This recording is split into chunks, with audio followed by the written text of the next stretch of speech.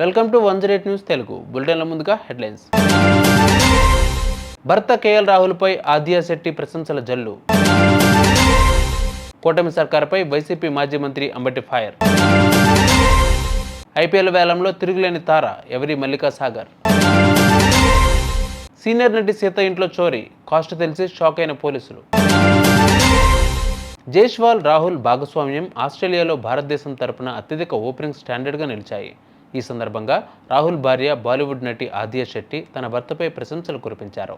ఆమె తన ఇన్స్టాగ్రామ్ స్టోరీస్లో భర్తను ప్రశంసిస్తూ పోస్టు పెట్టారు. పెర్త్లోని ఆఫ్టన్ క్రికెట్ గ్రౌండ్లోని రాహుల్ ఫోటో పంచుకున్నారు. ఈ ఫోటోకి ట్యాగ్ లైన్గా ఎప్పటికీ ఆశ వదులుకునే వ్యక్తి ఎన్నటికీ వెనక్కి తగ్గనివాడు అని ఆమె క్యాప్షన్ ఇచ్చారు.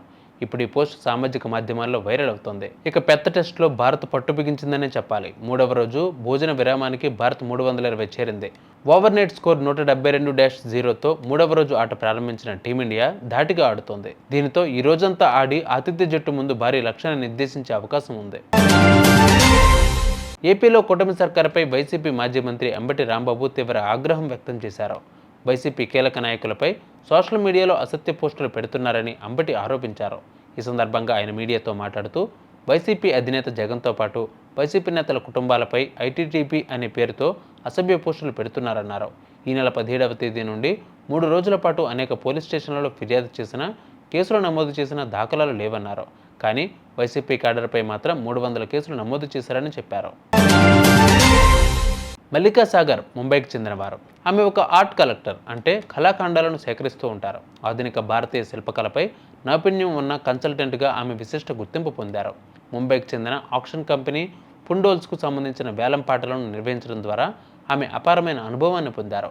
క్రీడా రంగానికి సంబంధించిన వేలం పాటలు నిర్వహించడం మల్లికకు కొత్తేమీ కాదు. గతంలో పలు వేలాలను ఆమె విజయవంతంగా నిర్వహించారు. ఐపీఎల్ 2024 మినీ వేలంలో హ్యూ హెడ్మిట్ స్థానంలో మల్లికా బాధ్యతలు చేపట్టారు. ఐపీఎల్లో తొలి మహిళా ఆక్షనర్గా ఆమె నిలిచారు. గతంలో ఉమెన్స్ ప్రీమియర్ లీగ్ వేలం కూడా ఈమె నిర్వహించారు. క్రికెట్కు సంబంధించిన వేలాలే కాదు, ప్రో కబడ్డీ లీగ్ వేలం పాటలు కూడా నిర్వహించిన అనుభవం కూడా ఈమెకు ఉంది. ప్రో కబడ్డీ లీగ్ సీజన్ 8 వేలం నిర్వహణ బాధ్యతలను కూడా ఈమె చూసుకున్నారు. సీనియర్ నటి సీత ఇంట్లో ఓ బంగారపు ఆభరణం చోరీకి గురైంది. ఆమె విరుంగబాక్కం పోలీస్ స్టేషన్లో ఫిర్యాదు చేయడంతో ఈ విషయం బయటకు వచ్చింది. 2.5 సవర్ల నగ ఒకటి కనిపించకపోవడంతో ఎవరో తెలిసిన వారే అపహరించి ఉంటారని ఆమె అనుమానం వ్యక్తం చేశారు. పోలీసులకు ఇచ్చిన ఫిర్యాదులోనూ ఇదే విషయాన్ని పేర్కొన్నారు. ఇంట్లో ఉన్న మిగతా నగలు అన్నీ ఉండగా 2.5 సవర్ల జమ్మి ఒకటి మాత్రమే కనిపించడం లేదని చెప్పింది. తనకు తెలిసిన వారు లేదా ఇంట్లో పనిచేసే వారిలో ఎవరో తీసుకెళ్లి ఉంటారని అనుమానం వ్యక్తం చేస్తూ సీత పోలీసులకు ఫిర్యాదు చేశారు. దీనితో పోలీసులు కేసు నమోదు చేసి దర్యాప్తు చేస్తున్నారు. నటి సీత ఇంట్లో జరిగిన ఈ చోరీ వార్త ఇప్పుడు సోషల్ మీడియాలో వైరల్గా మారింది.